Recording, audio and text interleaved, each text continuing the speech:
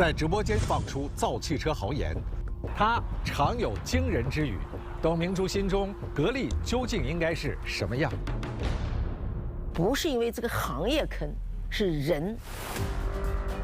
零电费、风不吹人、光伏加储能，最先进的标杆工厂，空调背后能玩出多少新鲜花样？不能考虑到赚钱的问题。我们企业发展不仅仅是要我们创造财富，是我们因为我们的成长让别人更好。空调之外，内卷之下，许多事情不得不做。渠道改革怎么办？多元之路怎么走？现在卷的原因就是大家都是拼价格，不是拼技术，不是拼质量。一直跟自己过不去的格力电器会怎样走向更高峰？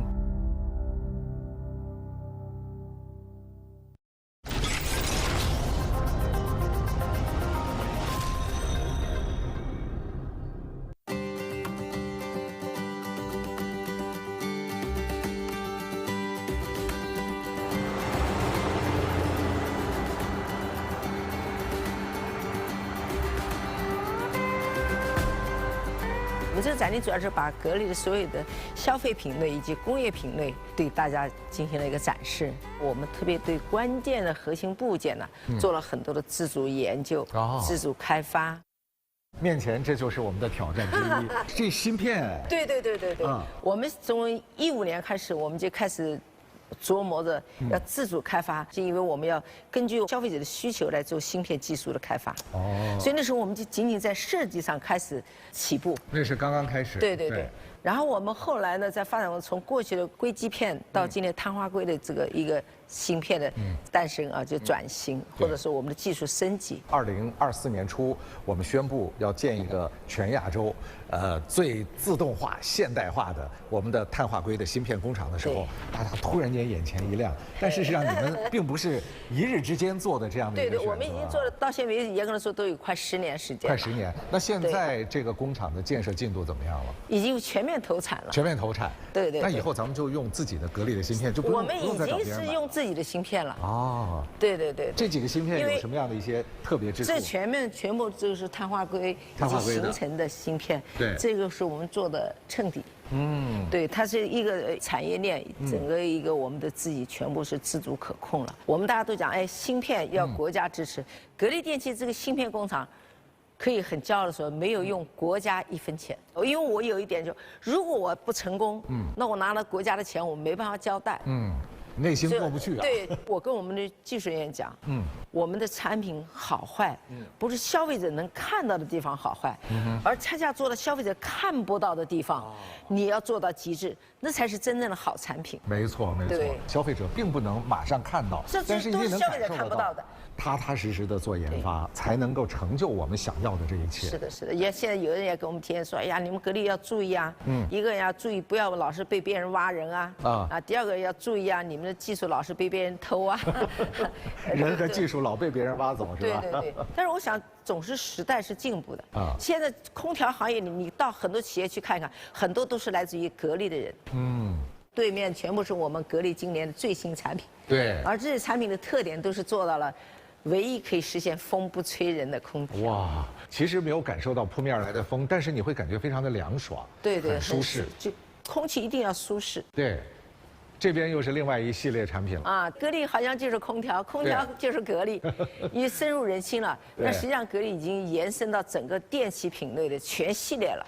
全产业链。所以你今天来的这个地方是我们一个冰箱一个展示，起步晚，但是我们起点高。起点高。那不能再跟到别人一样做一个冰箱，仅仅把东西存在里面。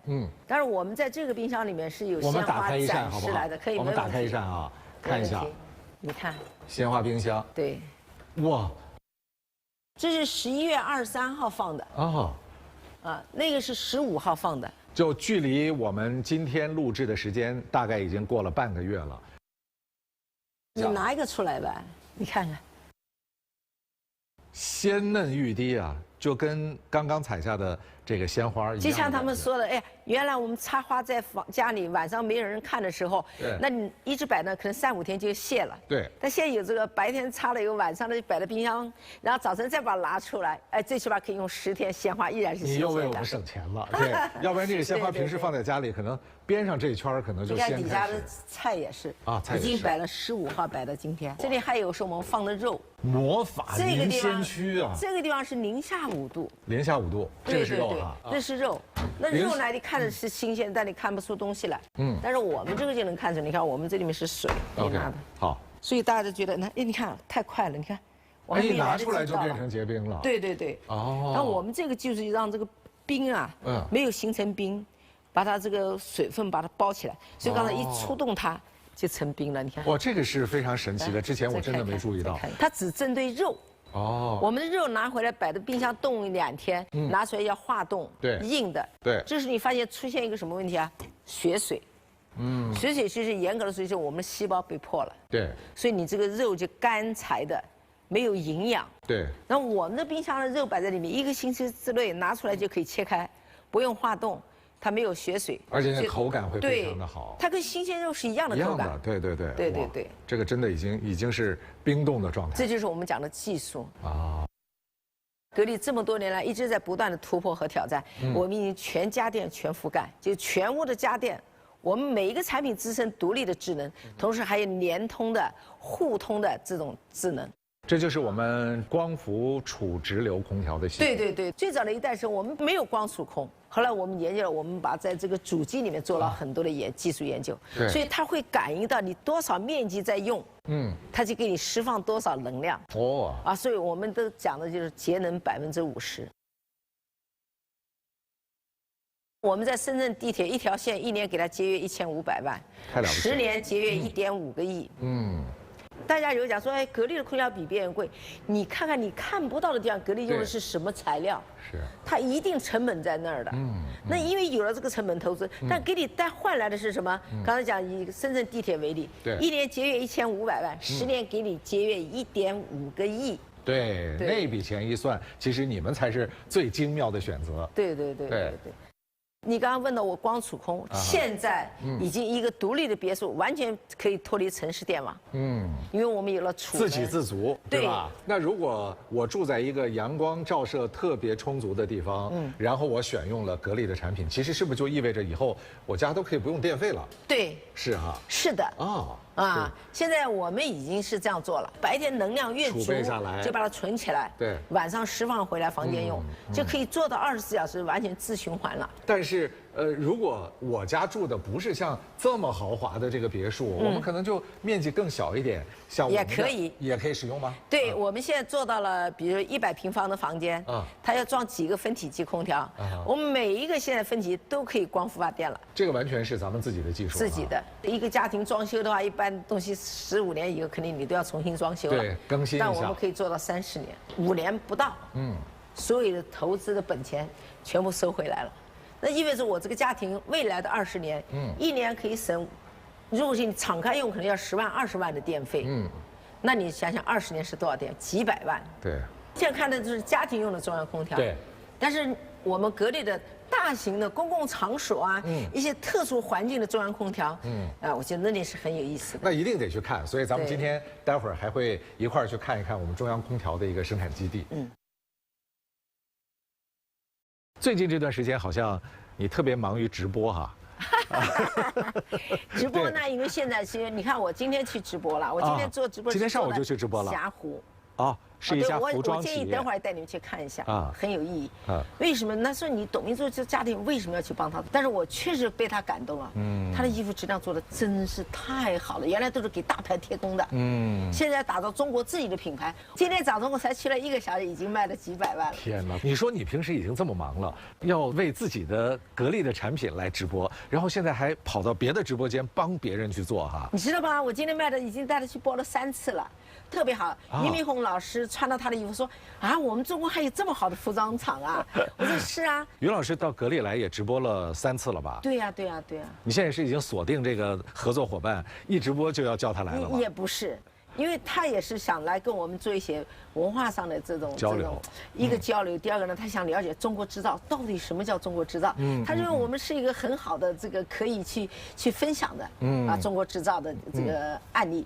所以他来的，过一段时间还会来。哎，直播是这个年代的一个销售方式哈。其实你们当年别人就说最牛销售员，你觉得这两者之间有什么样的一些不同吗？其实我觉得，如果我今天把我做成一个带货主播很优秀，那不是算成功，对吧？所以说我在想，一直在挑战一件事，就是如何让我们所有的专卖店能活下来。如果我们的城市的店面都没有了，这城市有什么城市的生活气息？现在你看，我们格力已经好多专卖店都在播直播了，跟消费者的距离真的实现了零距离，因为我们的宗旨就是为消费者服务。所以经常人家讲说，哎，董明那台冰箱你去管它干嘛？一个那台洗衣机你去卖它干嘛？对，一个养生壶，这300-400块钱养生壶你搞它干嘛？我说不是，我说每个消费者都是我的上帝，他哪怕买300块钱、500块钱的东西，他也是上帝，你也给他一个好品质的东西。做制造业一定有2个特点，一定要记住。第一要讲诚信，是，对。第二不要投机取巧。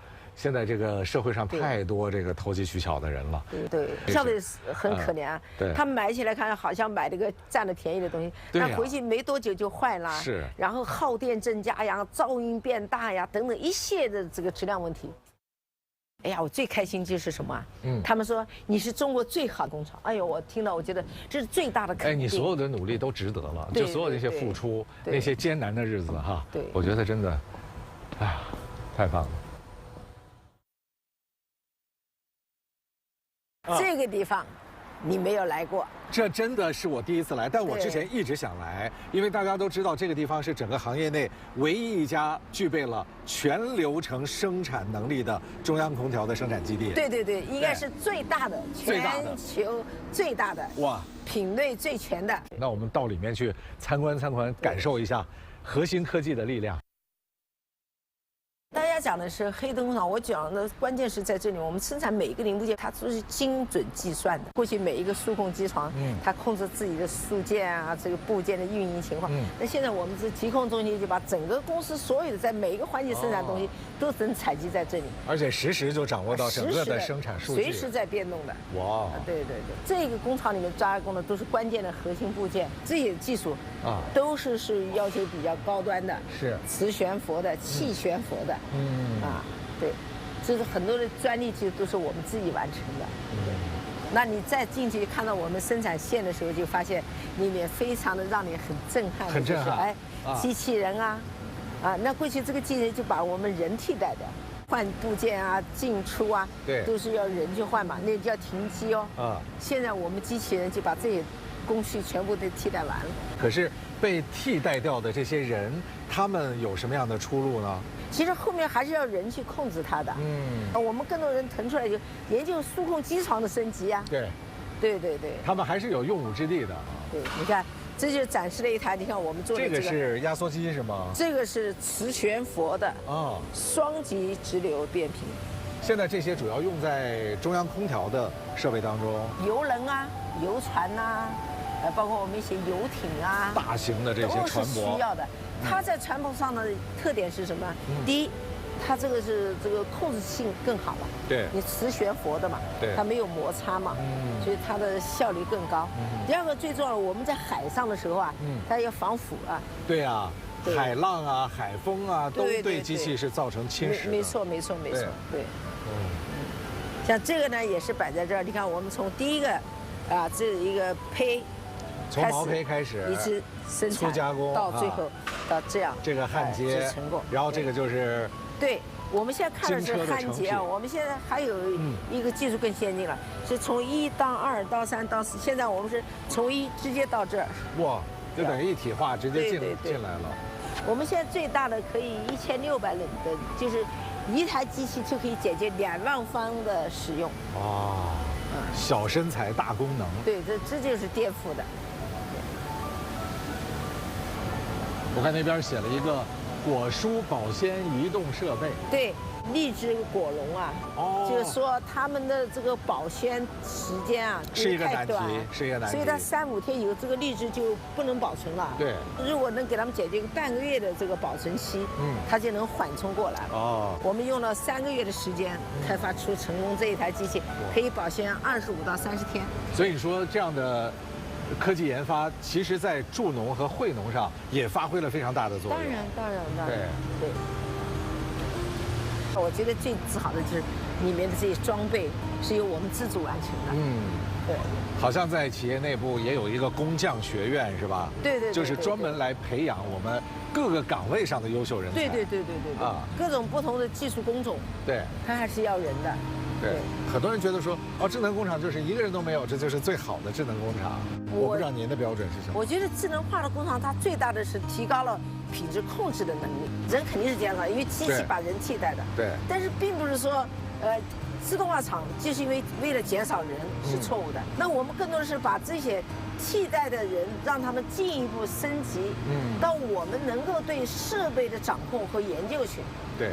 跨入另外一个领域里面去，人可以在一个更高的层面上去掌控、去操作。比如像我们的数控机床，现在我们5轴的，但是如果现在提出了更高的要求，是你5轴就满足不了了。对了，你就要研究6轴、7轴，甚至于更高。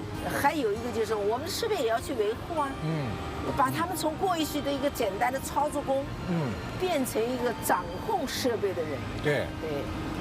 这其实对他来说也是一个成长啊！你看这一台就是我们花了上亿的资金研发出来的矿井空调，它一个在空调应该要比我们地下日常见到的空调难度又大，完全不一样。对，它一个在地下几百米，是它这个空气的环境完全是不在一个层面上的，所以它存在着很多的隐患，比如瓦斯爆炸呀，对，空气的不流通啊，等等。其实它要应对很多挑战，因为它底下有40度更高的温度啊，所以过去讲矿工是不穿衣服的，对，太热了，对，太热了，工作环境这么恶劣，而且煤炭的里面会对身体也是有很多伤害的东西，所以你如果让它更健康，当时煤矿就跟我们提出来说，能否做一个这样的技术突破？这又是来自生产第一线的需求。对，能不能解决出？但一般人是不接这个单的。对呀，因为这个量很小，是它受限嘛。对。第二个呢，我们不知道能不能做成功。但是后来我们看来，为了解放矿工，这也是你应该去挑战的。对。所以我们研发经费投了1个多亿。还是搞成功了。对。就哪儿有需求哪儿就有格力的研发，这个就不能考虑到赚钱的问题。我们企业发展不仅仅是要我们创造财富，是我们因为我们想让别人更好，所以当时我们就决定还是做。对，企业就是应该要赚钱，是要赚钱，但你赚的什么钱？对，你像那些如果只顾赚钱的人，他是不会去研发那个矿井的空调的，是的，对吧？甚至他们会认为这是吃力不讨好。你现在看到所有都是我们各种不同的数控机床，几乎都没有人的。你一直倡导我们要做全世界品质最好的产品，因为这就是你的梦想啊。对，所以从我们这些内部的一些，无论是压缩机也好，或者是我们的芯片的打造也好，都是实现这个梦想的一个又一个重要的步骤。当然，你比如说我们讲压缩机我们在这里对所有的压缩机全系列都掌控了。那它好处是什么？你比如说我们讲做的空调，经常发现有人你家里很舒适，但隔壁邻居可头疼了，为什么？你的室外机噪音那么大。对。但是很多人说，那噪音大跟我有什么关系啊？这个行业现在就是这样。那所以我们格力一直在挑战，一直要想做一个真正的领头人。就是说你要用到他满意的时候，室外的这个空气杂音，你要做到40分贝，你几乎是听不到声音了。所以这就是我们跟你讲，室外机要做到无声，所以你的产品自然而然就比别人好。其实我们有时候说，要去在我们突破的过程当中，还能够能够帮助别人。对，我觉得可能这个企业它的那个活力会更强。这是真正促进整个行业的良性发展。对，一定要有一些企业愿意牺牲自己的某一些利益来真正做一些有意义的事情。对。哇。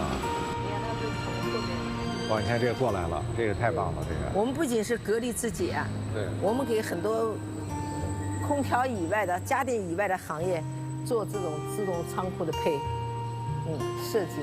今天真是让大家看到了格力智能的另一面啊！其实对企业来说，追求利润无可厚非，但是如何追求利润，如何把这样的一些发展路径规划得更加清晰，也显示了一个企业的社会责任感。对，哎，哇！你看它都是从后面出来的设备往那里加，都是从仓库里面，要不就配送进去，要不就拉出来。这就是咱们这个鼎鼎大名的立体库。对。对。我们也为很多企业做了很多的立体库。啊。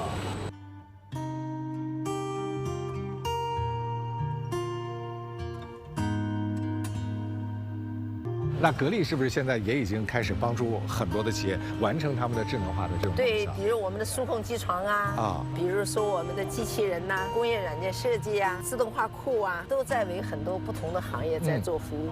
很多人说中国制造现在大概是在工业的2.0版本到4.0版本之间，有的可能还不到2.0版本。其实我觉得每个企业要根据自己企业的发展的速度，对，或者发展的这个现状来做一些技术的升级。不要盲目的追求说我的2.0、4.0、5.0什么，越想更高。我还是接地气一点。那我们格力实际一些。对，像格力这么多年的发展，我们这样这种大数据，有时候说，哎呀，我们投很多钱去做。那做好有没有用？但有的投完了好像效果也不是太好。至少说暂时没有看到一些明显的效果，也有这样的事儿啊。对，所以我觉得还是脚踏实地的去做。对您来说，要做的事儿有这么多，有没有一些事儿是不得不做的？因为现在整个行业也很卷，市场也很卷。我觉得，因为现在卷的原因就是大家都是拼价格，对，不是拼技术。不是拼质量，你卖的便宜，我比你还便宜，自相残杀，他比你还便宜，就怎么办呢？就偷工减料。对，消费者就是最大的受害者。是，所以我们觉得做事一定要有良心，要有底线。对吧？这个底线并不是说你卖的便宜你就是有底线，而是你不要伤害消费者的根本的利益。你像我们一直在创新，就是你创新就目的是什么？我讲的几点，一个，你给消费者带来的是健康的。对。第二个，给社会资源带来是节能的、环保的。对。你像我们这么大的工厂，原来1年的电可能要上亿。但现在你知道我这里装的全是光储空哦。所以就真的就把这些不要电费，一年我几千万电费就省下来了。全部省下来了。对，你不仅省了钱，关键你环保好呀。对呀。光伏发电是要用逆变器的。而我们光储空是不要逆变器的。光伏能源直接通过空调就逆变了。这个其实是一个行业的变革，也是一个时代的变迁。对。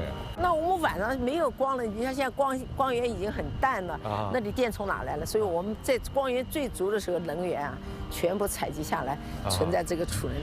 你看这现在16排的全部都是我们的电池，这就是我们的储能设备。晚上把多余电又从这里面没有阳光的时候，就把多余电送到我们的这个车间里面。那我数一下，这里1台、2台、3台，对，这里3台就足够我们园区的基本的能源的使用了。对，哇，好厉害，对。所以基本上是一个不要电费的工厂。所以我们这个电池就是最大的能量，就是刚才讲的，就是它不起火不爆炸。你像广东这天气那么高温，它没有问题。对，如果到了北方冬天30度，它也没问题，都正常运行。对，这是一个能源的新世界，也是一个能源的新时代。其实说实话，每隔一段时间到格力来，这个心境好像都不一样哈。对，我觉得这个企业的生命力就在于不断的去创新。像芯片，相对于早前的格力来说，它就是一个新的业务。你说是新的吧？谈不上，我们对芯片研究已经10年的时间了，所以我们一直孜孜不倦的要求能实现我们的梦想。其实我们过去讲的，因为一个产品里面，如果说今天我这芯片问题不解决，我这个空调做得再好也归零。对。那所以芯片对我们来说是非常重要的。那我们开始就讲，哎，怎么样设计，根据我的产品，根据消费者的需求来做产品突破。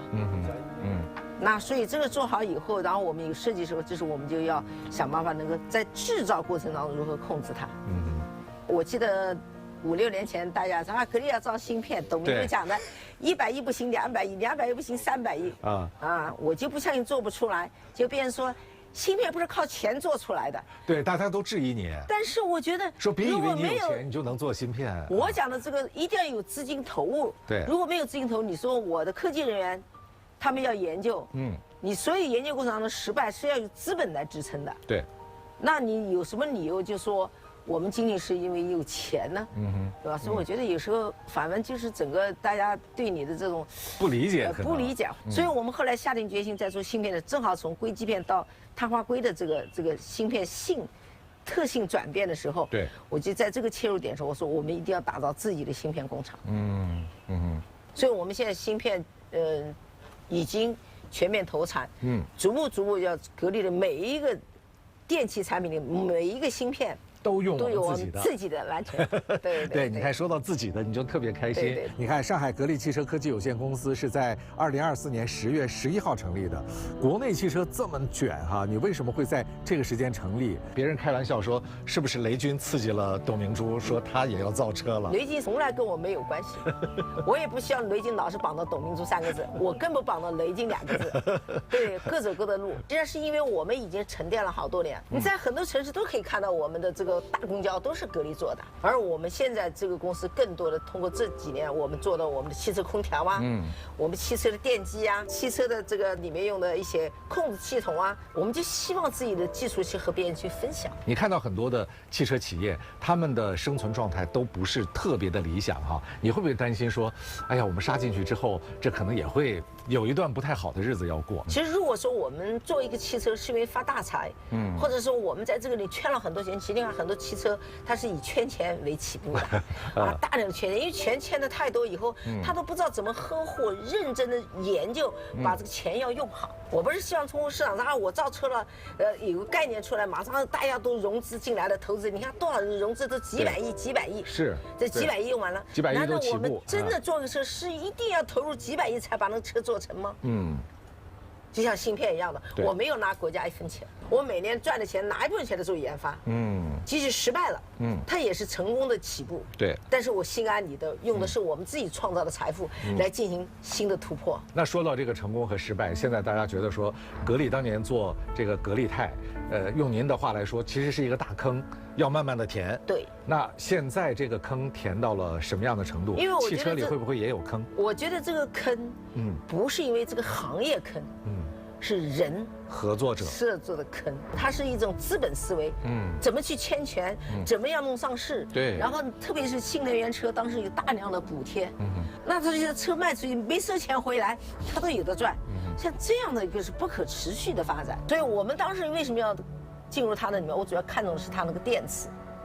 格力钛的这个钛酸锂电池，它的特点就是耐高温，对，耐低温。你零下30度，它不受影响，它也不会起火，不会爆炸。所以虽然是个坑，但是我觉得技术还是很值得我们去拥有的。对，但好像截止到现在亏了10几个亿吧，到。它亏的原因是什么道理？就刚刚我讲的，就是整个这个队伍，因为它是一个散沙的队伍，我们不仅要在技术上不断的去研究，还要把整个管理体系要重建。